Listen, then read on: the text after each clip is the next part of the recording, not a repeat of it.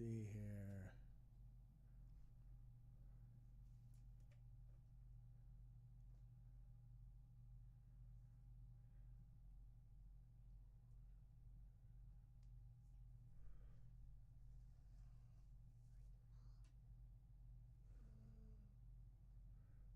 Can you look it up on your phone? See if we're up.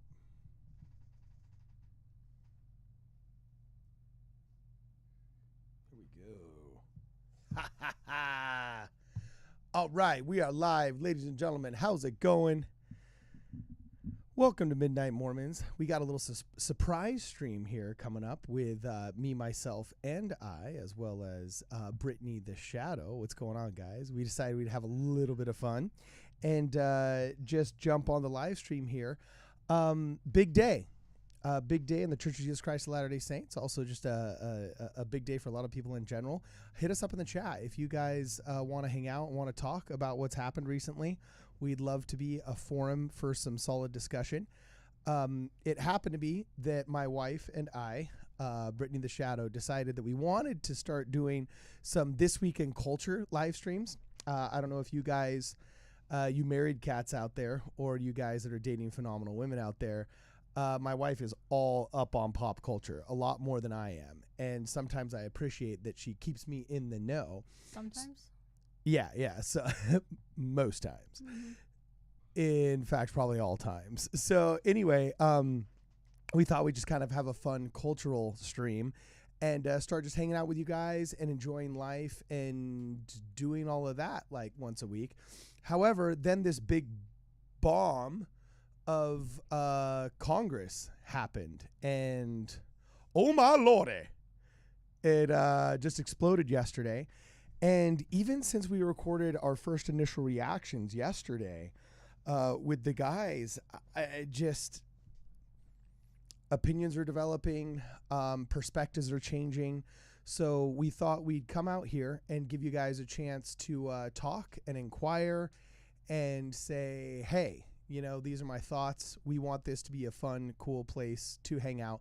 So while we're waiting for people just to come into the chat and everything like that, I thought it would be really fun to just start talking about, first, about culture. Brittany's going to catch us up. You know what I'm saying? And then once everybody's in the chat, I thought we could just talk a little bit about this new marriage legislation that's coming up that's causing all kinds of issues. So anyway, babe, how's it going, man? Not good. Oh, wait, why is it not going good? What's going on? I am a... Oh, wait a second. Hold on. Oh, wait. Talk again? Do you want me to talk? Oh, yes, I can hear you. Okay, keep going. Me? Yes, I can hear you. What's up? Yeah, I'm not doing good. Why? I am a Swiftie, and if anyone is up on pop culture, you know how crappy of a week this is for being a Swiftie. Why is it such a crappy week for being a Swiftie? Okay. I don't really know if your audience cares.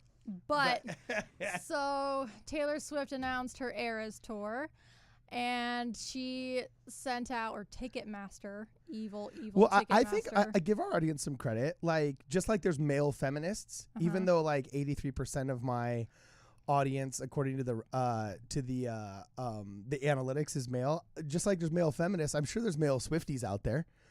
Any male Swifties in the chat? They probably won't say anything, but anyway, keep going. I don't know. Uh-huh. Anyway, so some people were emailed a pre-sale code. I got one. I was so excited until everything went south. So I've been trying for about 2 days now to get Taylor Swift concert tickets. Waited in the queue online for about 4 hours each day. Uh-huh. Once I made it into the actual site where I could buy tickets, they're all sold out. All of them. Okay. For 2 days. Uh-huh. So then I was like, fine, you know what? I'll just go to the general public sale, like a little commoner, and I'll try to get tickets there. Nope. They just canceled it. They canceled it because they Is this why I'm seeing all of these really angry women right now talking about like a 2,000 person queue line and then saying like, I'm no longer a Swiftie, and you know, getting really angry? Everyone is super pissed off at her, and I am one of them. Like, I'm sorry. You are like the most popular global musical artist, and you have some sway over ticket. Like you do. Like she could have done something. Oh, that's funny. All right. So we So yeah, she canceled it. Or Ticketmaster canceled it. So there's no more tickets. They sold them all during the pre-sale, allegedly. So there's no more tickets. She's all sold out. So if you didn't get a pre-sale code, if you don't have, I don't know, super fast Wi-Fi or however you get through that freaking queue, I don't know. Some people got tickets, most people didn't. All right, sweet. Well, which brings me to my conspiracy theory about Taylor Swift. Now that I'm mad at her, you want to bring that up? Oh, geez. Wow. Quaku's gone, but yeah, sure. We got you. I know. Hit it. What is it? Maybe I should wait when Quaku. No. Tell us, because, we're probably just going to start talking about the marriage legislation after you're done talking about this, simply because I realized my live analytics aren't functioning right now. And so I either cut the stream or I just keep going blind, not knowing when everybody's in. And usually it takes about 5 minutes for everybody to get in. So you know what? We'll just go after this. Tell us what's up. What's your theory, babe? Okay, so I didn't want to believe this, but now I do. Okay. She's a Satanist. No, but I'm just gonna say it. She's a Satanist. What? Look up Taylor Swift. Google this right now. I don't have Discord. I don't know what that is. So just Google it. Okay. Taylor Swift. And Xena. Zeena. Okay. Does anyone in the chat know what I'm about to show him? Taylor Swift. So Zeena. Yeah. Okay. So I'm looking up. And you got to do like a Google image search. Okay. So here I'm doing a Google image search, and oh my heavens. Yeah. Oh, this is crazy. They look shockingly similar, do they not? Look at this. Okay, so the Daily Mail. Literally, I'm going to click on the Daily Mail here, and let's see what they say. We knew she was in trouble. Internet users go in a total frenzy over bizarre conspiracy theory that Taylor Swift is actually a former satanic leader. Oh, interesting. Do they not look shockingly similar? Oh, I remember seeing this girl like in the 90s or something on like those daytime TV shows. She died. I believe she died in 1990, I think. I don't know. You might want to fact check that. So Xena when was Shrek. Taylor Swift born? 1989. Wait. So hold on. What'd you say? Give us the whole theory. Okay, I mean, here we go. Oh, whoa. Okay. Xena girl was a Satanist. Okay. Why is this? I don't know. What the? Send us some super chats. Our mics don't work. No, I'm kidding. Yeah. No, so Xena was a Satanist. I think it was her and her dad. I don't know. You got to fact check this. I'm very iffy with it. Okay. But they ran some kind of Satanist church, okay? She died, I believe, in 1990. She was obsessed with snakes. She was obsessed with the number 13 because obviously she's a Satanist. And all about girl power, yada, yada, yada. So are you saying that girl power is satanic? I don't think it's satanic, but I'm just saying this is similar to Taylor Swift's belief. She's that's funny. Okay, so power. look, see what the Daily Mail here says. I mean, they print good stuff, right? Yeah, but Taylor Swift is also obsessed with the number 13. If you've seen her music videos, if you are Swiftie Okay, so let's check it out. It says, the theory first started making the rounds on the internet way back in 2011 and got popular in 2013. Okay, that's probably why they got the picture of 2015 Taylor Swift. 2015 Taylor Swift, I think, was the most attractive, most feminine. That was when she was her hottest pre-feminism and kind of woke stuff. I think she got pushed towards that a lot. Or she sold her soul to the devil. I mean, I don't know. I don't know if I'm prepared to quite say she sold her soul to the devil yet. You know what I'm saying? She freaking got me not any tickets. You're just really salty about I'm very salty. I just spent 2 days of my life trying to get tickets and nothing. Oh, actually, I will attest to that. There was probably about 7 or 8 women in our ward that literally took like half days off work to make sure that their kids got tickets. And then when Ticketmaster crashed the first time, they were pretty angry. And then a lot of them stayed on for like 4 or 5 hours and didn't get even the second round. And now you're seeing on StubHub some of these tickets that were selling for like $300, $400, $500 and were relatively affordable are all of a sudden going for like what is it, 12 grand? No, or the most expensive one I saw was $95,000 for a ticket. Gotta be effing kidding me. Yeah. Yeah, that's hardcore. Okay, so anyway, back to the cool theory that Taylor Swift here, for all you Swifties out there, is actually Zena LeVay. Let's see what it says here. The theory first started making rounds on the internet way back in 2011 and got popular in 2013, but has recently picked up steam once again. Old pictures of the Satanist, who went by Zena LeVay at the time, show a woman with vintage Barbie-like looks, pale skin, curly platinum locks, and bright crimson pout. Pout, meaning like lips, lipstick. So Zena, now 52, is the daughter of Anton LaVey and Diane Hegarty, founders of the Church of Satanas. Wow, look at that. And in the mid to late 80s, she served as a spokesperson for the organization, though she eventually denounced the church in 1990 and cut off ties from her family. Wow, and see, here's all of the old school pictures of her. And people are saying that she's reincarnated into Taylor Swift? Well, there's different things. She's either a clone. Okay. Or she's the daughter. Or they just look similar. I don't know. I'm just salty, so I think she's a Satanist. That's legitimate. Yeah. That's legitimate. All right. So, anyway, we can switch gears here. You know what I'm saying? What do you think? Before you have to go, I know you got an activity tonight you're doing with the ladies. Yeah, I'm going to dinner. And I'm babysitting the kids. Yep. Oh, you didn't fall for the bait. Oh, yeah, it's not babysitting, it's parenting. Yeah. Can we get real? Yeah. It takes two to tango. We both tangoed and had kids. All right? So, anyway, what do you think? What are your thoughts so far on this big statement that kind of came out of nowhere on this legislation about marriage? I saw that your family chat was blowing up today. It was one of those days where it was coming and going so fast I had to mute it during work. Well, did something else happen besides what we knew yesterday?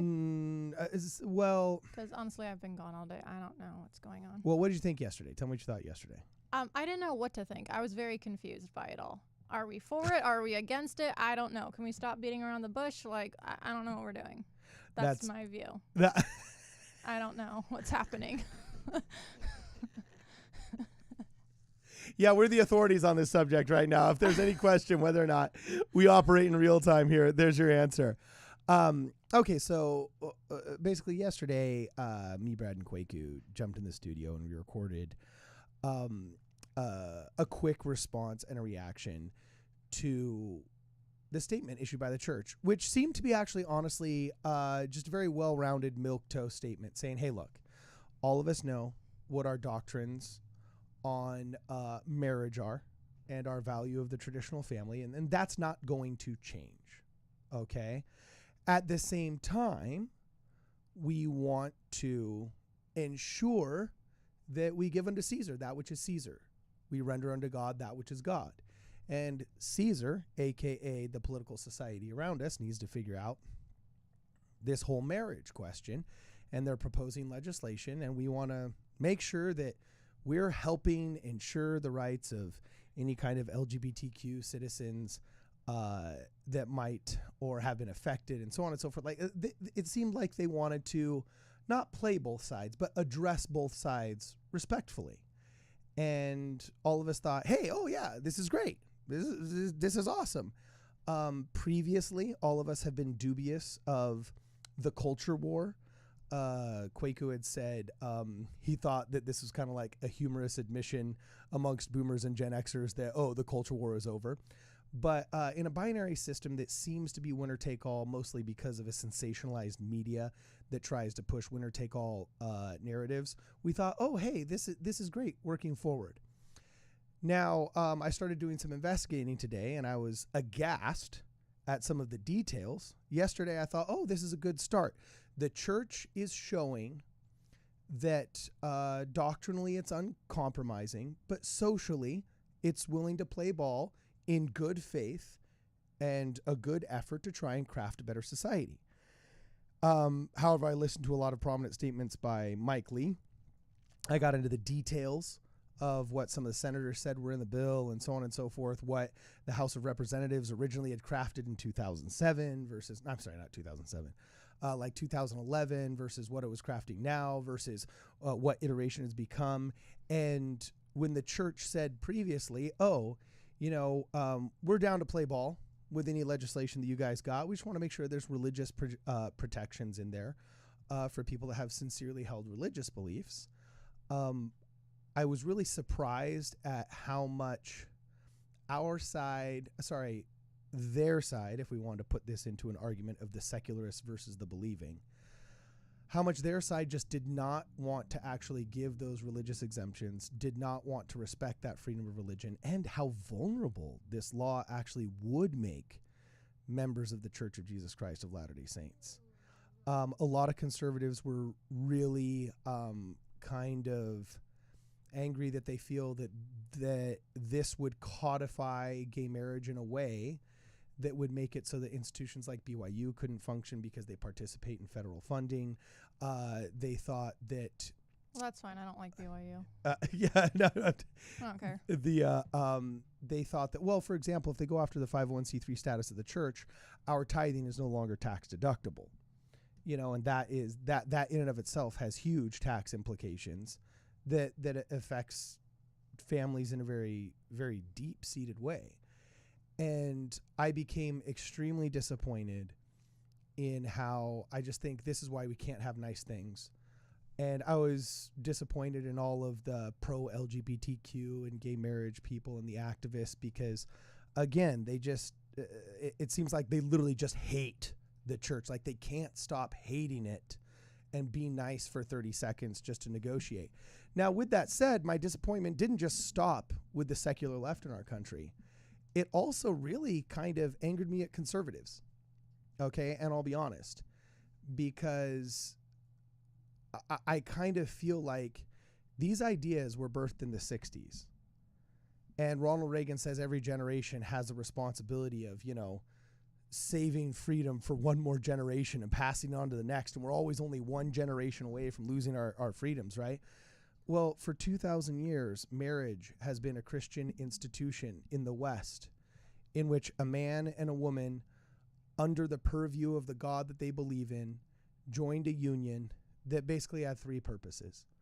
One was to emulate God and, Adam and Eve and worship, Heavenly Father by trying to be like him. And in our interpretation of that, that's, you begin your eternal progression. Second was to express love, and sex was generally reserved for committed people that loved each other, and not with the definition of love that basically translates in the Greek into lust, but with the kind of love that you would share lifetime companionship with, right? And the third one was to produce children, because Christianity, Western society, with all of our Judeo-Christian beliefs, saw that the best building blocks of a cohesive, loving, pluralist, and kind and good and powerful and strong while still being merciful and graceful, that kind of society, the best building block is families. And how do we create more families, right? So an immense amount of weight, an immense amount of importance was given to this Christian and Western civilization's institution and definition of marriage. So much so that we would throw big parties, big weddings for these kind of things. I mean, half of the parables in the New Testament are about bridegrooms and weddings and people coming together. We would give tax advantages. I mean, even in the political space, you get married, boom, we're going to knock some off your taxes. We're trying to incentivize so much marriage and families that we're going to knock a chunk off of your taxes. And we gave all of these incentives, like the things that you give tax benefits to in a society, like in V for Vendetta, they say if there's any kind of records that are true records, I know they are tax records, right? And if there's any kind of incentives, a society is looking to, anything they're trying to incentivize, just look at what they give tax breaks to, right? And when we were more of a Christian society with Judeo-Christian beliefs here in the West, we gave big tax breaks to marriage and so on and so forth, right? But that only works in a Christian society, and a lot has changed. And it's not persecution from without that has changed us, but prosperity from within. The post-war boom, the economic prosperity that's existed since World War II has just we're the most wealthy empire the world has ever seen. And with that wealth, we've chosen to not just desanctify, we're talking about gay marriage now, but we desanctified heterosexual marriage before we even had the gay marriage argument. I mean, these ideas came out of the 60s, but by the 70s and 80s, we were already talking about cohabitation, and nobody would really fight it. There was a couple of pastors that were making money off of it, but I'm looking at you, Christians. Mainstream evangelical Christianity ran the show in the 60s, 70s, and 80s, okay? And except for like some grifters and some very good, yes, I speak with a broad brush here. Yeah, I know there are exceptions to the rule, okay? But by and large, as a people, we chose getting rich over preserving our culture for future generations. And one of the first things that went was heterosexual marriage. We started disrespecting it to a point that we started having we had the latchkey children issue, the divorce epidemic of the 70s and 80s and early 90s where we'd clutch our pearls and then say, oh, MTV's the problem, instead of our massively horrible parenting that forced kids to walk home on their own and caused Elizabeth Warren to write a book called The Two Income Trap, for heaven's sakes, you know? And I get that a lot of it was leadership, that our leadership abused their position and chose to grift and get rich off us instead of preserving the institutional strength that keeps America strong for past generations. But that was only 50% of the problem. The other 50% of the problem was us also chasing filthy lucre as a people. And so by the time the 90s hit, we've established providership over protectorship. And then the next generation takes that ball, and instead of cleaning up the mess the previous one did, they just kind of run with it also through the dot-com boom. I can't tell you, since I've been politically active, dealing on social issues, where I want to come together with rich corporations and poor people with charities, with the LGBTQ community and the religious community. I have been trying to be a bridge builder my entire life. And I got to tell you, every time there was an initiative that came up that needed fundraising, I'd talk to some of these wealthy donors. And when any of the social issues came up, they'd be like, oh, I'd love to contribute. I love what you're saying on the radio, Cardon, but I got customers and I would never want to offend them. And I'm not just talking about some guy who's barely scraping by as a door-to-door salesman of some product. I'm talking about utter multi-millionaires. Multi-millionaires. Where they're like, oh, my $12 million check might receive a 10% less of a dividend of just the self-congratulatory nature of how many callings they didn't accept because they thought they were too busy. Like you could get out of any church calling you ever wanted to, and you probably still can if you just say, I got work, because we've literally confused providership for protectorship and suburban niceness for kindness. And now I just kind of think this is why we can't have nice things. Like, we can no longer have a society that actually venerates marriage, because we can't agree on a definition of that marriage anymore. Why? Because we're no longer a Christian nation. Like, Christians need to accept the fact that we are Christians that live in Babylon now. We have a lot more in common with the 12 apostles under Caesar than we do with our great-grandparents that grew up post-war. Like, look at the Rasmussen study. John DeLynn posted it, celebrated it. The vast majority of people no longer call themselves religious. Yesterday, we talked about how only 51% of Americans believe that Jesus Christ is their savior anymore. I mean, these are basic tenets of the faith that don't require a denomination. Speaking of Babylon, did you hear what happened in San Francisco? No, what happened? They're trying to pass, or maybe it is passed, I don't know. It's called GIFT, Guaranteed Income for Trans. So if you are low income in San Francisco and you're trans, you're automatically going to be given $1,200 a month to spend however you want. Yeah. why don't we just do that for all regular citizens? Like what? I'm a huge universal basic income advocate, but that feeds right into the phrase that I just said right here, that you can tell what a society values by what it incentivizes through its tax structure. And wow, I'm going to have to look that up and find what the details are on that. But yeah, that's definitely something I'm going to look into. But basically all I wanted to say is that, you know, a lot of people, a lot of conservatives I see are getting angry and saying, oh yeah, well this and, you know, that. And I just kind of think, you know what? You had 40 years to fight this. You had 60 years to fight this, and you didn't effectively articulate to the next 2 generations why all of this is so important. And they became secular. The secularists won the culture war, and now you no longer have the right to define the word. They've effectively stolen the word from you, okay? A lot of the feminists complain that, oh, you know, society stole words. It used to be that secretaries were a respected position. Hence the term Secretary of State, Secretary of Defense, Secretary of the Interior. But now secretary is a derogatory term that insinuates subservience because corporate America stole the word secretary. You know, who knows? Maybe they're right.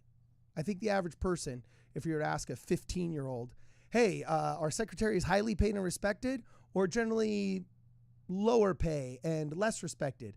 I think the average person would think that they're lower pay and less respected. So maybe corporate America did steal the word secretary. Well, marriage has been stolen. It's been completely redefined. It's no longer a worshipful act where 2 Christians come together. Okay, it's no longer necessarily a procreative building block of society act. You're not perceived as joining a community when you do it. It's kind of been whitewashed in the 60s, 70s, and 80s into being just like a taxation thing where we were so, I don't even want to talk about how we classify gay marriage nowadays because we've so heavily disrespected heterosexual marriage. You know what I'm saying? It's like, I just kind of feel like people that are angry now really kind of just, they had their chance. And it sucks to take the L, but secular society has taken the W on this one, and we need to shift gears. And personally, I think the only way we get out of this and go forward is actually a very hopeful message. And this is where I would like to instill hope in the audience before I get to these super chats. Thank you for having these super chats. Is going forward, I think the church needs to get completely out of the business of marriage. In the heyday of the 30s, 40s, and 50s, when everybody wanted to get together and find a person that had similar religious, spiritual, and political beliefs, and then move together with that person and have a family, and the definition of what that family was, and the definition of what that what happiness was, and the goal of life was just kind of this much more homogenous Judeo-Christian utopian bubble. Yeah, that's great. But, and in that society, you could give the political marriage certificate recognized by the state while going and get your temple sealing done simultaneously, because the state and the church were both in sync with each other in how they view the culture. And politics always are downstream from culture, okay? However, as what the secular state thought gradually drifts away from what the church thinks, okay, now all of a sudden these two things aren't as cooperative as they are, and the definitions change. So this I actually think is a good thing for us. Most people didn't know this. Did you know, Brittany, and you might have known this because I probably talked about it, the church didn't actually do sealings on the day that they performed weddings. Most Mormons didn't do that until the 60s as a reaction to the sexual revolution of the 60s. In fact, we didn't have it in For Strength of Youth manuals, and we didn't push it as a social thing, okay, until much later on. In fact, Gordon and Marjorie Hinckley were the first president of the church and his wife that were married on the day that they were sealed. No, I'm sorry. Thomas S. Monson was the first president of the church that was sealed the day he was married. Previous to him, Gordon B. Hinckley and Marjorie Hinckley waited 7 years between their civil marriage and their temple ceiling. And so did every other single prophet before them. I mean, you got to test the waters before you're like married for eternity. You know what I'm saying? I'm sure that they were chaste and faithful before their civil marriage as well. All right. However, at the same token, I don't think we can move forward in this, under this new definition, or even trying to just fend for the scraps of what the last generations left for us of the Christian original definition of marriage. I think the church is going to have to get completely out of the business of marriage and say, look, we no longer perform marriages. If you want to get married, that's great. Go down to the courthouse, get married, have your party. I think we've been making moves this way already, with having ring ceremonies and marriages by deputized people in public, a lot more common than in the church now. I actually think it was a very dark time when converts to our faith had to leave their beloved families outside while they performed sealing and marriage inside the temple. You can't say you're the most pro-family faith in there and then force a family to walk around while the temple second counselor has to do an awkward explanation of what's going on inside and then try and tell people we're not a cult. You know what I'm saying? Well, how about, like, I had to put long sleeves on my wedding dress? Like, what was that about? Honestly, now we're going to go backtrack? Okay, so now everyone else can wear the dress they want. Okay, now wear a long-sleeved one. Yeah, dang it. Babe. Oh, I'm salty today. Yeah, I was about to say, man, T-Swift got you bad today, right? So anyway, I'm just saying that I think it's actually going to be really good when the church gets out of the business of marriage altogether and says, look, we don't perform marriages. We only perform sealings. And it's a very specific and high level ordinance that's meant just for members of the church and just people that fit this criteria. And we don't do marriages anymore. So, hey, you guys define marriage however you want. You want it to be polyamorous? That's cool. You want it to be polygamous? That's cool. You want it to be monogamous, serial monogamous? That's fine. You do you. At the end of the day, our temple recommend holding members will come and perform sealings at their leisure when they see fit.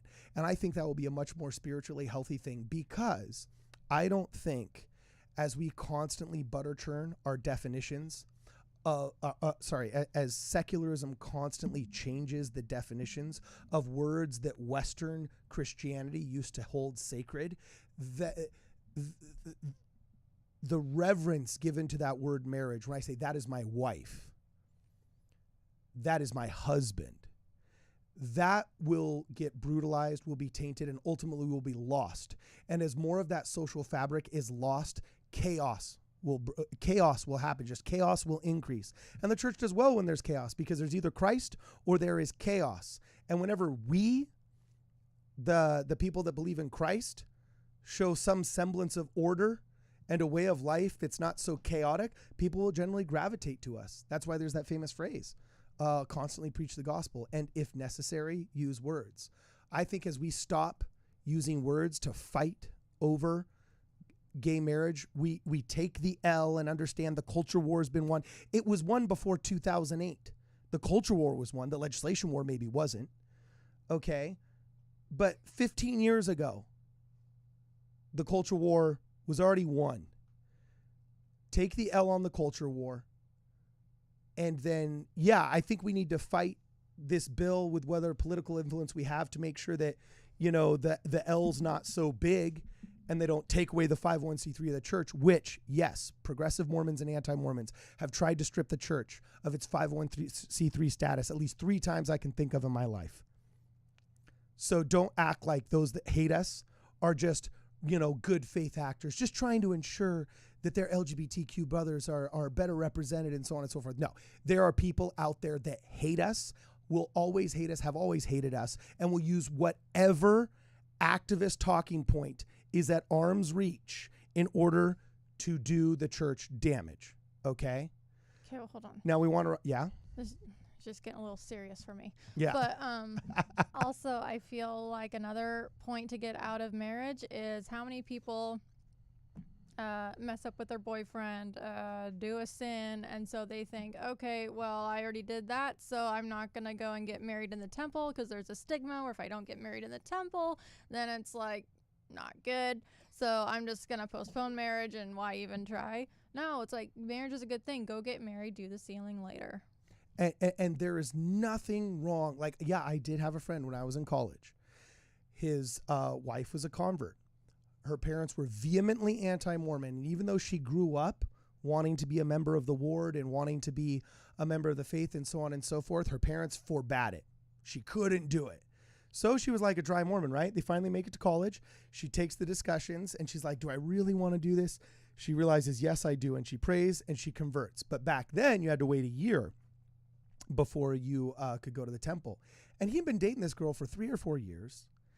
He reached a point where he's like, I know I love her. I know I can't do any better. Like, babe, let's get married.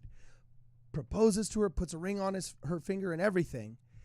And then he plans the wedding. And since, she'd only been baptized for like 6 months or whatever, they couldn't go do a temple sealing. So they're just planning another wedding.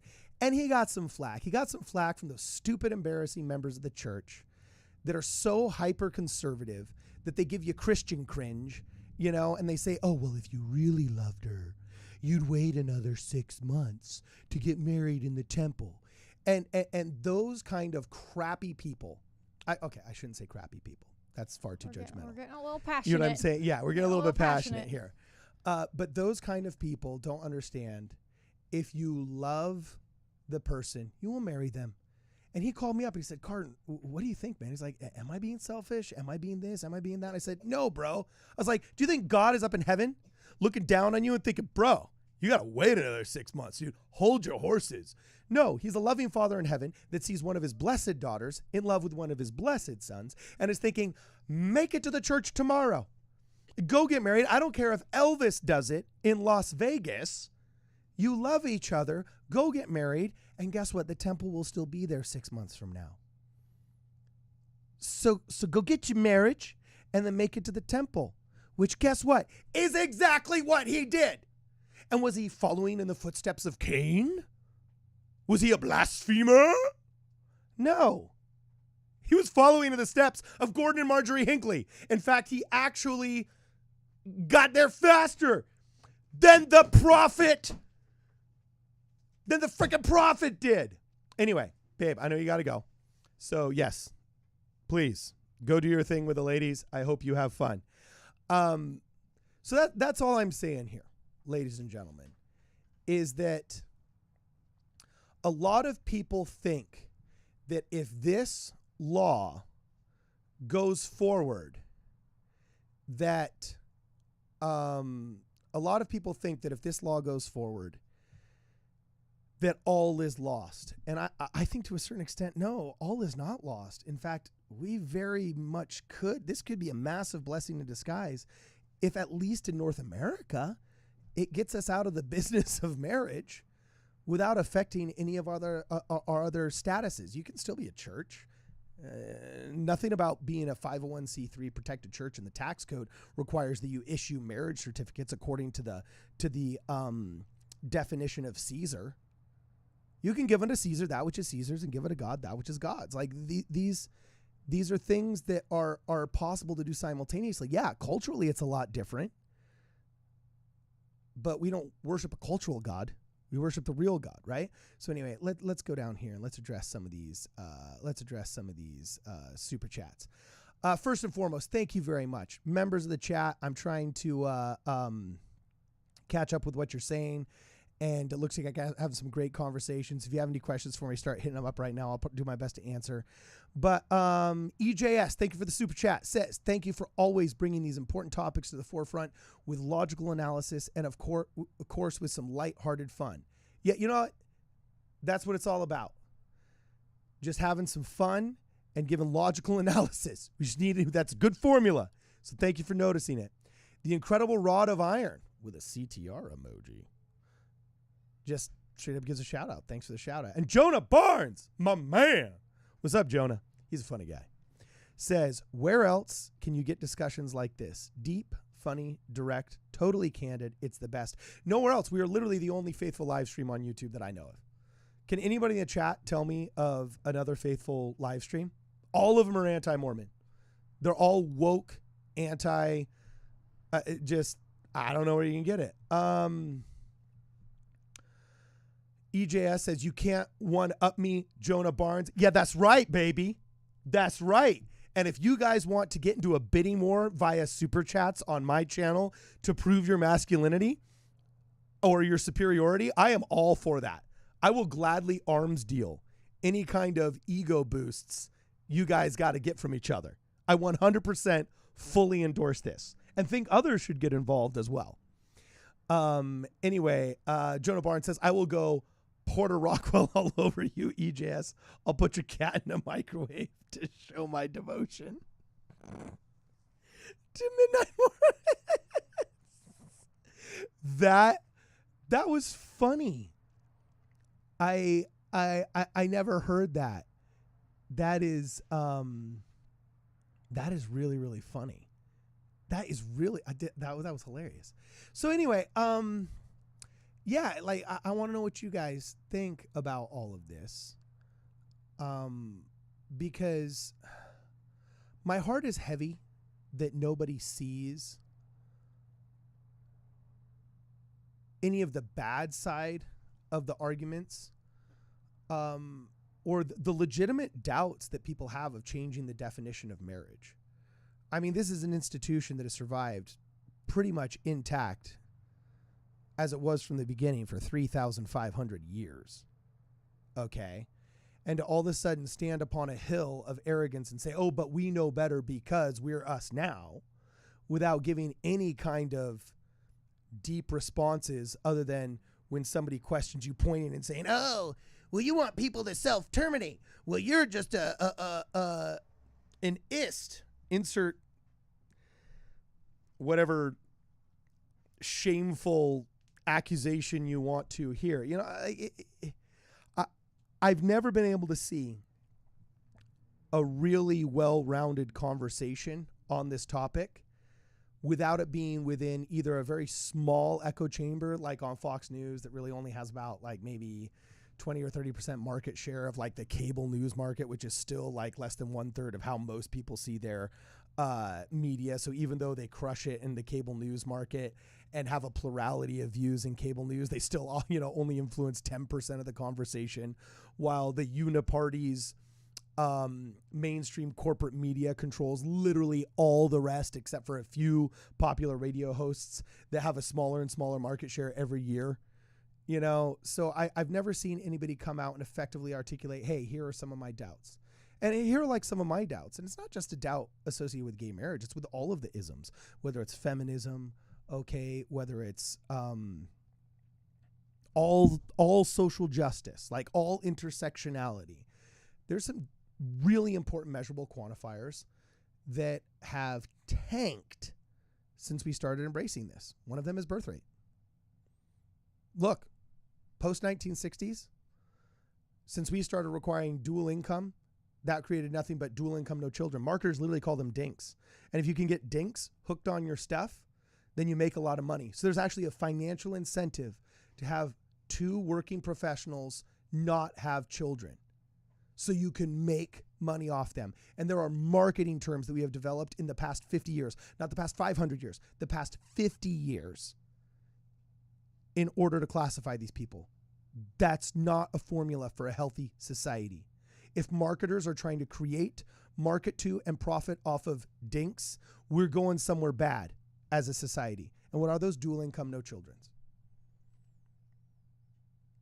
If you're an alien from space trying to play Sim City down here on Earth and make the most prosperous society that you could, in which there was a burgeoning middle class, very few unhappy and obese or suicidal outliers or things like that, would you want to have a bunch of dual income, no children's, or would you want to have a bunch of very well-paying, single income, intergenerational jobs that last a long time, raise people out of poverty, let them have more children, and then end up living longer, happier lives? Why? Because you look at the happiest women on earth, according to multiple studies that are cross-cultural and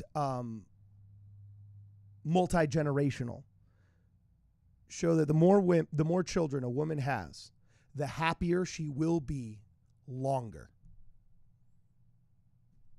You can go look it up. Andrew Tate said it a lot less eloquently.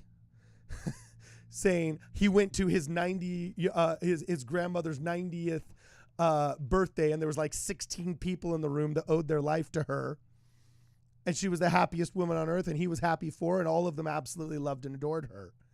And do you think that when you're 45 or 50 and you have no children, the fact that you can buy a couple of Gucci bags extra will fill that void?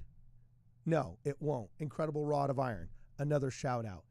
Thank you very much for your participation. Anyway, let me see here. I want to answer some of you guys' question. Quiet guitarist fan, rock on. He's been commenting a lot lately. Of course, you guys do this in the night of a Utah leadership training. Oh, are you a Utah leadership training? Oh, man. Our leadership still emails everything. I don't know. And I've gotten in trouble with leadership. Do you guys want to hear a story how I got into trouble with leadership? But I think it's true. Actually, I'll just tell you this one thing. Last time I was in a leadership training meeting, this is how it went down. And if you agree with me, I think you get it, and I think you understand the gospel. If you disagree with me, I think there's an argument against what I said and did if you wanted to talk about the importance of institutional strength or respect, which I agree with and is a big argument made by Jacob Hansen. But I was a seminary instructor, and we had to go to these meetings. They're called, what are they called when the volunteer seminary instructors have to, we basically all meet together. It's called in-service meeting, I think it's called. And we basically try and teach each other how to teach. And it was my first one or two of them there. And they got up and they kind of gave a couple of spiritual thoughts and then said like some kind of lesson. But I was the youngest one there by far. And I'd actually been recruited because a bunch of kids had requested me because I had substitute taught for a couple of other people. And the kids had a lot of fun. And so the stake presidency decided, hey, like, would you please commit to doing this for 4 years? So I committed to doing it for 4 years, and I was a volunteer. It was not paid. In California, seminary instructors are unpaid volunteers. And so anyway, yeah, my duff was there at like 5:45 in the morning. It's brutal. All you Utahns have no idea what seminary really is because you have buildings that are across the street from your high schools and your junior highs. And you can literally just like cross the street and there's no excuse not to be there at 5 a.m. I was looking at kids that were dog tired from having been at rehearsals until 11 p.m., 12 p.m. the night before and dragging their duffs out of bed at 5:30 in the morning just to make it with their hair still wet from the shower in rain or shine, like some dedicated people like here in California. So anyway, we had to go to this in-service meeting. And we sat down, and I swear it was like a 2-hour training. And finally into the training, the guy that was in charge of it, who they brought down from the CES system, said, so what'd you think about the training? You're the newest one here. And I said, honestly, what's our purpose as seminary teachers? And they said, we want to strengthen the youth, prepare the young men for missions, and where possible, the young women that have a desire to serve, and hopefully, encourage them to continue to the temple and a lifetime of membership in the church. Strengthen the youth, right? And I said, okay, cool. Do you want my honest opinion, or do you want me to give you my euphemistic opinion? Because whenever a church leader asks me that question, I always say, do you want my honest opinion or do you want me to give you the euphemistic talking points? Because I'm prepared to give you either one. And so he said, no, I want your honest opinion. And I said this. I said, I don't think you can teach somebody how to teach. Teaching is like hops in volleyball. It's like your jump in basketball. You either got hops or you don't got hops, okay? It's like athleticism. You're either an athlete or you're not an athlete, okay? But you can't teach height and you can't teach getting along with the kids. The kids either like you and you got it, or they don't like you and you don't got it. But it can't be taught. And if it's something that can't be taught, why are we trying to teach it? And if our goal is to actually improve the lives of these kids, then wouldn't we be better served in these 2 hours if we just showed up and dedicated this time to taking out our roles, calling these kids on their cell phones, because they have cell phones and their parents know us and trust us and love us and we love them and we love their children. Wouldn't we be better served if we just got out our roles and we called them all up and just simply asked how they're doing and had a 5 to 10 minute conversation with them once a month for in-service, instead of teaching each other ancestrally how to teach in this big Gen Xer, baby boomer, and elder millennial, group didactic wannabe orgasm. Like, wouldn't we be better off if we just called our kids individually and said, hey, how you doing? How's it going at school? Oh, I saw you missed a day the other day. What happened? Wouldn't we be just better off doing that so they know that we are intimately aware of their existence, their importance, and even the minor details of our lives, and to strengthen that relationship so if anything ever does go wrong, they have another adult to turn to who they know is interested in their physical, mental, and spiritual well-being. Isn't that a better bulwark against all the ailments, whether it's suicide, obesity, whatever, depression? Wouldn't we be better served if we just did that? And I said that, and the guy kind of looked at me, and he stared with a really angry stare. And then he basically just kind of like euphemized a segue into dismissing the class and leaving. But I really do feel that way. Like, I really think some things can't be taught, and you just gotta reach out individually, and that's what the gospel's all about. And ultimately, that's I believe, a more Christ-like relationship, because Jesus Christ knows who we are individually. God knows who we are as our Father in heaven, and he's intimately aware of and desirous to assist us and help us in even the smallest details of our lives. So anyway, Quiet Guitarist fan says, I swear, early morning seminary in Las Vegas is the reason I didn't graduate from seminary. Dude, it's brutal. It's hard, but you come away with all kinds of crazy lessons. Like, for example, I had this really, really cool student. She was a pretty social girl, very quiet personality, but social. Like, it's kind of hard to describe who she was, but she was a very unique student, right? But she really struggled coming, and sometimes her attendance was a little bit bogus, right? And we had to develop an attendance policy. We were commissioned by our stake presidency to develop an attendance policy that we thought would assist the kids in making sure they came to seminary. They're aware that, this isn't like Utah where you actually get half a credit of like history from the state if you graduate from Doctrine and Covenants, and it is kind of strangely dovetailed into your secular education. It's different. In California, it's all voluntary. And so they said, since it is all voluntary, we want you to make your own custom tailored attendance policy. And as long as you stick to it, then, we'll support you in it. And so this was my attendance policy. And this is why I was at odds with some of the leaders. CS didn't like this. But I said, when they came, they said, describe your attendance policy. What is it? I said, this is my policy. You cannot take, I think it's Joseph Fielding Smith. You can't take his vision seriously, where he saw into heaven and he saw Jesus Christ and the prophets, and then Joseph Smith preparing for the restoration and being very busily engaged. When then he shows up and Joseph Smith says, you are late. And he says, I am late, but I am clean. You can't take that vision seriously and not apply it practically to the seminary program. So this is my attendance policy. Just had a couple of prongs on its pitchfork. First prong. I shouldn't say pitchfork. That's like diabolical. But the first part of my attendance policy was, when you walk in, I will look at you. And when I look at you, I will know whether or not you did everything you could to get here on time. And if you are just 5 minutes before the bell rings and all you do is come in, hear the last spiritual thought and say the prayer and leave, but I know and I can sense, because I see your hair still in curlers, or I see your book bag still not completely zipped up, or I see that you're still wet from the shower, or just barely waking up and dragging yourself in while you're putting your shoes on, or whatever, okay? If I look at you and I can tell you did everything you could to get here on time, you get full credit.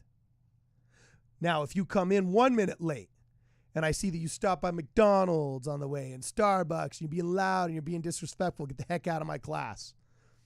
I won't have you distract from the others. And the stake presidency was like, whoa, you know? And then I said, also, here's rule number 2. Okay. If you bring a friend, that counts as a makeup day. Because let me tell you, if my job is to prepare you for a mission, young man, let me tell you, more spirituality is gained and more conviction in your own beliefs is learned when you have a kid who's on the volleyball team or the football team get up in front of 2 or 3 of his peers and bear his testimony or say a closing prayer or answer a question or read a Bible verse in front of his friends. More is gained in that minute than in a year of makeup assignments and bookwork. All right. And so it worked. I would literally have like guys like bring 7 or 8 dudes from their football team or their basketball team on like game days. And they'd be like, see, you want to check out seminary with me, you know? And they'd be like, oh yeah, sure. Like, what is that? Well, it sucks. We got to wake up at like 5:30 and get there by 6, but it's like pretty cool. We like eat donuts and like have like Bible and Book of Mormon stories. Like, oh yeah, dude. Like, I'll check that out. You know, and like I'd have guys show up with entire starting lineups of their soccer teams, and they get credit. And I got pushback from the guys in the CS system that really didn't like it. But I said, hey, look, first off, you told me to make up the policy. You didn't give me one. I'd be obedient to a policy if you gave me one, but you didn't give me one, and you told me to make up my own, and I made it up, so you can't say that you don't like it. So that kind of put them in their place. And the second one was I said, is this not my vineyard? And just like the parable of the workers in the field, he who showed up in the first hour got 1 talent. He who showed up in the third hour got 1 talent. He who showed up in the 6th hour got 1 talent. And he who showed up in the 11th hour all got 1 talent. And the guy that worked all day came to the owner of the vineyard and said, hey, hold on a second. Why is this guy getting as much as this guy? And he said, you know what? Did I short you what we agreed? No. And is this not my vineyard? And can I choose to pay out the laborers as I see fit? So is this not my volunteer seminary class? Can I not choose to give out attendance as I see fit? And we can't give out those attendance points by arbitrary secular education standards. We have to give them out by the Lord's standards. And the last time the prophet talked about attendance in a vision, he was told, he told the other participants in the vision, I am late, but I am clean. So we will prioritize that over whether or not they showed up 5 to 7 minutes late and whether they get partial credit or not. Because here's the deal. I always approach the kids. And this is why I say I always approach Julie Hanks, or I always approach anybody else that I'm going to argue with, whether it's RFM or Bill Reel, or whether they're friend or foe. I generally don't approach them from the position of, they're just stupid. No, I approach them from the position that they are smart. Because let me tell you, a Southern California seminary kid that's a sophomore in high school and is juggling 6 classes, 2 sports, getting his Eagle Scout, and trying to, maybe convince a girl to go out on prom or something with him, all right? That kid, that young woman, when they wake up because they forgot to set their alarm, when they wake up and they see that it's 6:30 and the chapel's 15 minutes away and they won't get there until 6:45, and they know that 6:45 is the cutoff, you don't even get partial credit if you show up, you know what they do? Tell me in the chat, what do they do? What would you do? They go back to bed, they sleep it off, and they say, I'll try again tomorrow. And if you were a parent of that child, would you not rather that they get up and they think, oh, I'm usually on time for Brother Ellis's class. And he said that if he knows that I did my best to get there as fast as I could, I'm going to try and get there as fast as I can.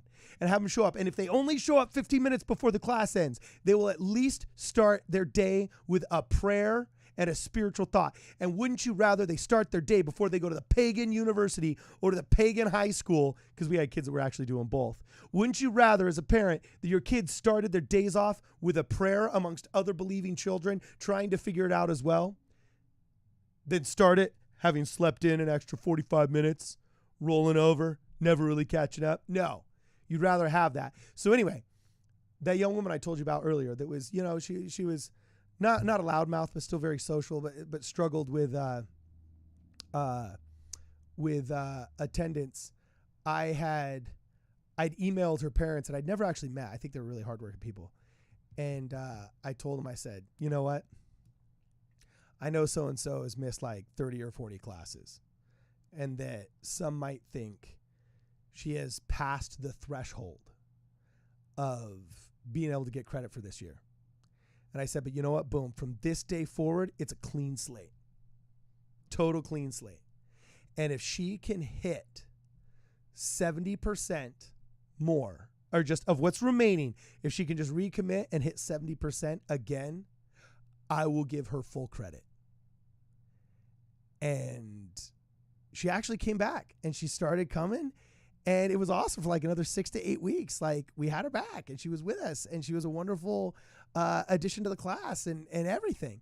And unfortunately, she kind of didn't end up coming again or something. I don't remember what happened. I lost contact with her and whatnot. But years later, we're talking like 7 or 8 years later, I ended up getting a call for an inspection that I had to go to for a house that was for sale. And I went and I did the home inspection. I met the owners. And the owners said, I said, hi, my name's Cardon. I was like, oh my gosh, you were my daughter's seminary teacher. I was like, what, you guys remember? Yeah. And we started talking. And I was like, oh, that's cool. Because I was actually teaching kids that were 2 wards over. We were in the same stake, but I didn't live in their ward.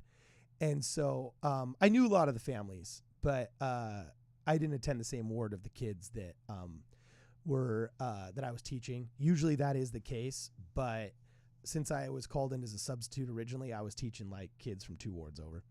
So anyway, I met these people, and you know what? The guy with tears in his eyes said, you know what, dude? He's like, very few.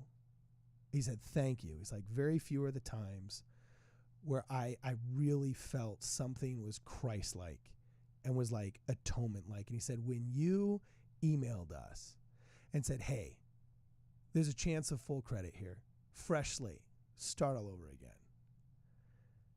The hope that gave me for my daughter, and just having her start each day with the best foot forward was,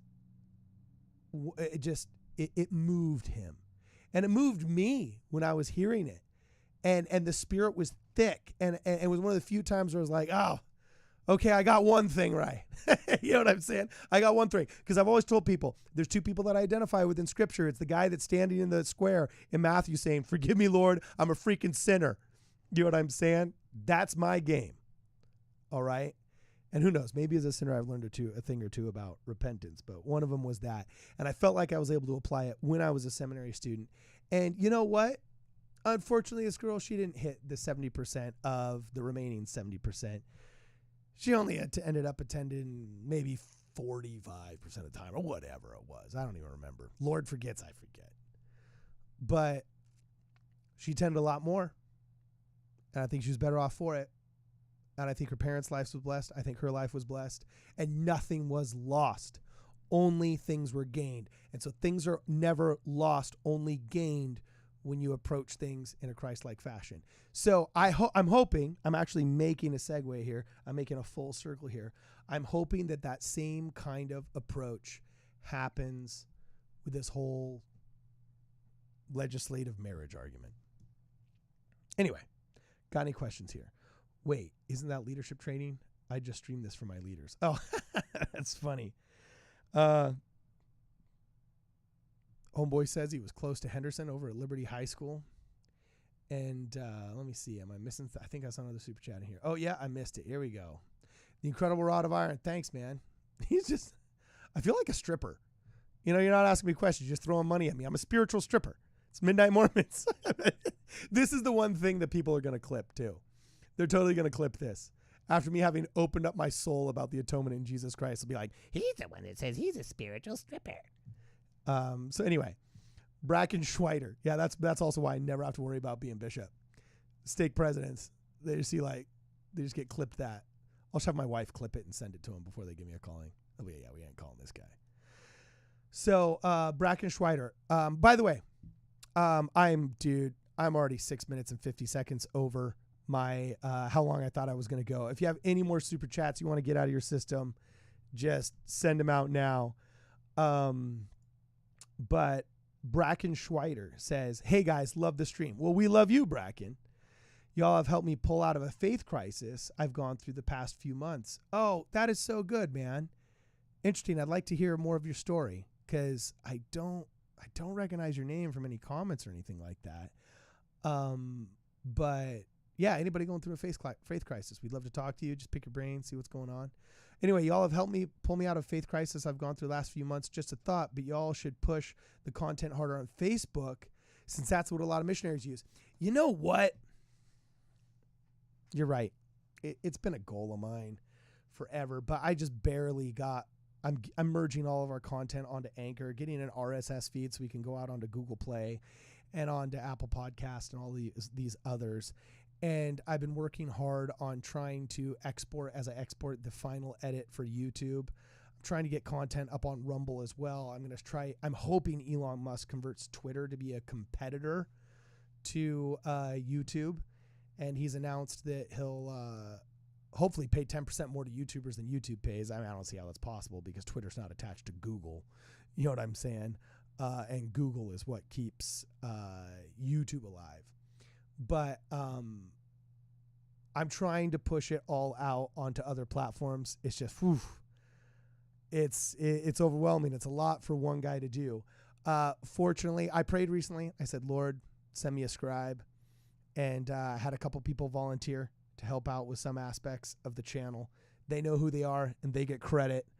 I will say I was going to actually put an internship up at BYU, but if there's anybody you know that lives in the Los Angeles area and is a videographer, I'd be interested in talking with them. I want to do some kind of Johnny Harris style mini documentaries of some really interesting, cool stuff around here. So if you're good at video work or editing, especially like directing fast and punchy and pacey video content, I'd love to talk to you. Also, if you have an interest in kind of like article writing on current events and want to maybe even do some kind of like journalism for the channel, I'd definitely like you to reach out through the website and talk to us. Also, if you have any other kind of talent that could be used, like I don't care if I'd love a comic book artist to help storyboard some narrative things that I got going on for some Midnight Mormons projects that we'd have. If you think you've got that talent and you might be able to help out, that's awesome. As always, if you have funds, donate to the channel. That helps pay for a lot of our stuff. That's what's been keeping us afloat.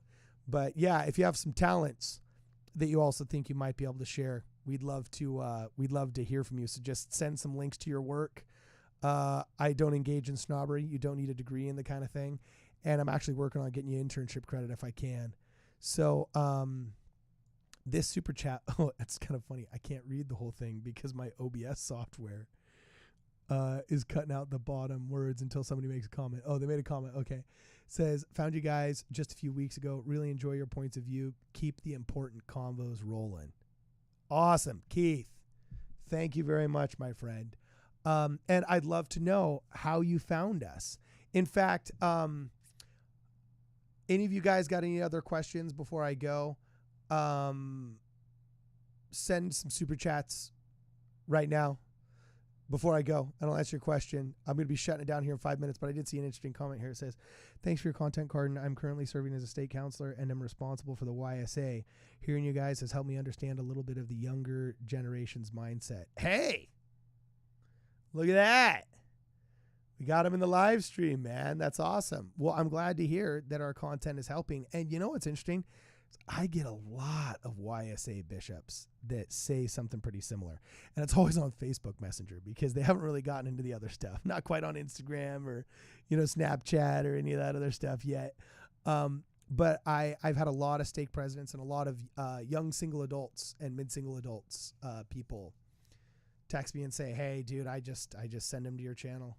When they got doubts and they got concerns, I just send them to your channel. And that's pretty flattering. I got to say, that's one of the best compliments I've ever gotten in my life. I've always told people, I said, I think for most people my age, my age and younger, getting invited to be on Joe Rogan, I think is almost as flattering as receiving an Oscar is for boomers. Like it's kind of odd what we would consider like, yeah, that was an honor. To be so culturally significant that Joe Rogan finds you interesting and invites you on his show, I think is kind of like the new litmus test of whether or not you are culturally significant, interesting, relatable, and unique. So the fact that you would say, hey, I recommend your stuff to people that are struggling. To me, that's one of the biggest compliments that a person in my seat with this microphone and my mindset can receive. The fact that somebody says, hey, if you're trying to figure out difficult answers to complex questions, go talk to Cardon and his peeps, and they'll demystify it for you. I find that to be one of the greatest compliments I've ever received. You only have one flaw, Maestre Uguay. You're not a member of the channel. Join up, dude. You know what I'm saying? Join up. So anyway, any other questions? Found you through a search for more info on the Joseph Smith murder conspiracy in Carthage. You had a filmmaker on one of your episodes. Oh, yeah. Awesome. Yeah, that guy's name is Justin Griffin. He's a cool cat. I think he gets too much flack.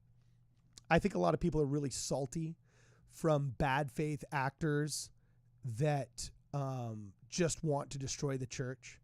He's one of those few people where I really think he's actually kind of analyzing. I think he's tempted with minor celebrity to sometimes get ahead of himself. But, and I think there's a lot of people trying to push ideas onto him because they see somebody who's going through the process of thinking and doubting and reinforcing and studying for himself. So, sharks smell blood in the water and they want to come up on him. But he's always dealt very ethically and kindly with me. I'd consider him a buddy. You know what I'm saying? Like, and I love, he talks like a Ninja Turtle. Like he reminds me of like one of my best friends in college. Like I just want to hang out with the guy and watch a funny movie and eat pizza. You know what I'm saying? So, I disagree with some of his takeaways from some of the evidence that he's analyzed, but I don't feel that he operates in bad faith. My spidey senses for bad faith actor do not go off with Justin Griffin, and I appreciate that about them. So, if I can be a counterpoint to some of the arguments that he makes that I don't feel hold water, I find that to be a great compliment as well. But at least I feel my engagement with him thus far is an example of positive dialogue between individuals with opposing viewpoints, and less of an example of negative. So anyway, Bracken says that he met us because he had a lot of friends leave and it gave him a chance to refine his beliefs. And he does love to write gospel-based opinion pieces and would be interested in contributing. Yeah. Hey, look, I'm looking for a huge historical super nerd out there too, by the way. If you ever watch the channel Religion for Breakfast, I've wanted to start doing things like Religion for Breakfast, but in the vein of Mormon history and just Judeo-Christian history in North America as well. So if you're into any of that cool stuff, hit us up. I'm down for that. Then Rex asked, where's the website? Hey, it's our showname.com, baby. It's right there. And Maestre, join the chat. What's up, man? Oh, you guys, you're starting to throw all this love in here right when I was about to leave. And now I got to address it. You kept me here. You know what I'm saying? Maestre, thank you for the super chat. I'm loving it. And Zach Moss, do an episode of A Bigfoot is Really Kane. Oh, no, that's funny. I looked down and Zach isn't a member and he didn't give the super chat, but it was right by the super chat. So I thought that he was the one that said it. So he got all of the pub, dude. That's funny. Zach Moss got a freebie. That's hilarious. But Mr. Joshua says, keep on. I will keep on keeping on. Now, I don't know if he was typing and he actually said keep on and meant to say what he was saying, but his thumb hit the return button. You know what I'm saying? Early. But anyway, Greg MacGyver, flattery moment. You are a modern Captain Moroni. Oh, dog. I am not even half as cool. What is the scripture? If all men were or have been or will be like Moroni, the very gates of hell. Dude, the gates of hell, trust me. They say the gates of hell would like shake and shudder in the presence of Moroni. Now, let me tell you, the sentries at the gates of hell, if I showed up, they wouldn't be trembling and shuddering. They'd recognize me. They'd be like, oh, hey, Cardon. What's up, dude? Haven't seen you in a couple of weeks. You know, like that's it. And it probably wouldn't even be a couple of weeks. It'd be like a couple of days, a couple of hours. You know, so yeah, don't you dare put that on me. But thank you, Greg, for the compliment. I see where you're trying to go with that. And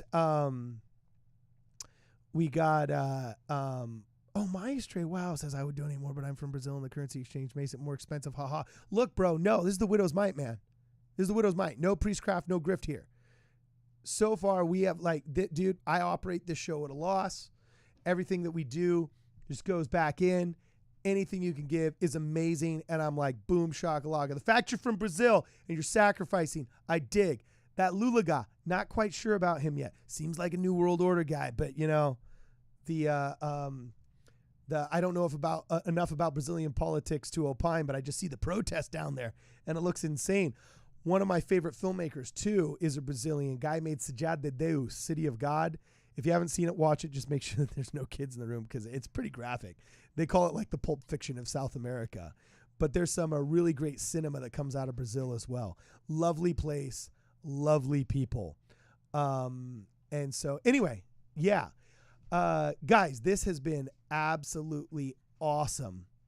I've had a lot of fun. There's only one thing on my mind that I want to get out right now. In a recent talk with a guest, and I've seen this stat floating around, 75% of millennials are leaving the church and so on and so forth.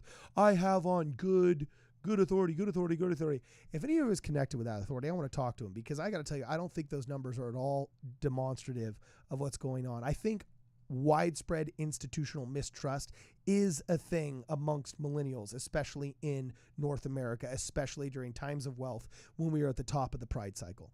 But I cannot see that stat being representative of what's really going on. I see how it might be an on paper stat because I remember when I was in high school, I had this buddy, we'll call him James. Okay. He was in my math class. And then when I got reassigned a home teaching assignment with my dad, we got about 5 people on our list. And I recognized James, first name, last name. I was like, what? And I dug in through the church directory back when they actually printed it out. Okay. And we had like a picture day for families in front of those like hideous multicolored fake cloud backdrops in the cultural hall in the 90s. And they take your picture and then some super techie guy with a digital camera back when it was like 2 megapixels was the thing actually compiled a picture-based ward directory. It was like the most cool thing ever at the time. Anyway, in that word directory without a picture, but just with the names was James. His dad, his mom, a couple of brothers and sisters, and so on and so forth. Anyway, I walked into math class. I was an AP Calc back then, which is AP Calculus. I said, yo, James. I was like, bro, Seth, like, you remember, man? You know, remember what, dude? Like my church. Like, Church of Jesus Christ of Latter-day Saints. You know, I'm Mormon, bro. He's like, yeah, I know you're Mormon. Like, what? No? I was like, bro, you're like on our list, man. And he was like, what? And I was like, yeah, is your sister's name this, and that? I was like, yeah, dude. And he was like, I think my dad, like, maybe, like, in college, like, went to church for a little bit, but I don't even know if it was that name or something. I find out, like, I think the guy, like, converted to Mormonism when he was young and had, like, a couple of his kids blessed in church. So they show up on the Sunday school and the primary roles, and they'll exist on that record forever. And it's good. Like when the earthquake happened here, we were able to find people that didn't have friends and family around to help them out, but they're on our church rolls and we're able to kind of check in on them and say, oh, I haven't seen you in a couple of years. What's going on? Oh, you guys need some food, or you guys need fresh water for this, or, oh, so-and-so's letting people at the pool use it to double flush their toilet. You know, like we were able to like hook up during a natural disaster and help out a lot of people that had only been tangentially related to the church. And weren't active. Had been inactive for decades, maybe. Okay. But anyway, nowadays, if he's not showing up and not showing up in a young single adults ward, to me, that's not a loss as much as just a documented, not even non-member but like just that's not like an active guy leaving. That's not 75% of the millennials are leaving the church. There's 3 kids in that family of 5 that haven't been to church in 20 years. So if they don't show up as active in 2022, I don't view that as some kind of statistical loss. Or I get that it might be a statistical loss, but to say that, 75% of millennials are leaving is a stat that I feel might pull out on paper if you were to skew the stats. It's a narrative that I don't think matches the stats is what I'm saying. So I'd like to talk to whatever statistician is coming up with this. All right. So let me see here. Let me see. There was one last super chat that I don't want to miss. And it was, oh, no, I got it. Okay, cool. Awesome. So EJS brings up a good point. Says, I've always been taught that the Holy Ghost goes to bed at midnight. So what does that say about midnight Mormons? Bro, it's 7:52 here. You know what I'm saying? It's 7:52 here. So we're still like the Holy Ghost. He just moved west, baby. He just moved west. All right. So anyway, this has been awesome, guys. Thanks for hanging out with us. Thanks for hanging out with me and Brittany the Shadow. Let us know if there's any topics you want us to address this upcoming week on the Do You Want to Live Stream video that I just put up. And if you haven't had a chance, please consider joining the channel. It's fun. If you don't, got the means to do it, you don't want to start a YouTube account or something like that, hey, just share this video. One of the best things you can do to help us grow in the algorithms. We talk about controversial topics. We talk about in-depth ideas, niche topics, things like that. So we've been rewarded pretty well by the YouTube algorithm thus far because we're I think producing good content here, but we could always use the boost and grow that much faster by just having you share. And even if it's just amongst friends, buddies in your ward, you can just copy that link, send it in a text to one of your friends. It's better if you use the share button though, because then the algorithm recognizes that you shared it. But anyway, if you just share it with your buddies, then that would help us grow as well. Anyway, yeah, tell us your thoughts. Keep the comments rolling. I look forward to seeing you guys tomorrow. This is Midnight Mormons. Midnight Strike Through Mormons. We'll see you in the next program.